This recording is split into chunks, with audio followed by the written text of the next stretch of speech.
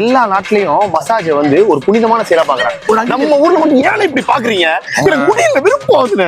எனக்கு உரிமையை கொடுங்க.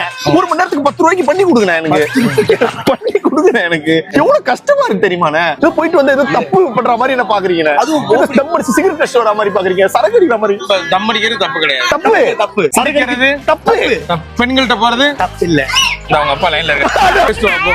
ஹலோ, அப்பா சிண்டர்ல தெரியாம கைப்பற்றுச்சு. ஓகே, பொண்ணுங்கள்ட்ட போறது தப்பு இல்லையாப்பா. எத்தனை பொண்ணுங்கள்ட்ட வேணாலும் போலாமா? இத சொல்றா. இத அப்படியே அம்மாட்டையும் சொல்லி வருவாப்ல. வந்ததுக்கு அப்புறம் நீங்க பாருங்க. வீட்டுக்கு வருவாப்ல. வந்ததுக்கு அப்புறம் நீங்க பேசுறீங்க. இந்த உரிமையா, அவன் உரிமையா அதை கேட்காதீங்கன்னா இதுக்கு நடுவுல எங்க அப்பனே வந்தாலும் மண்டையை உடைச்சிருவாங்க. நான் சொன்னப்பா கேட்கலப்பா. இருங்க.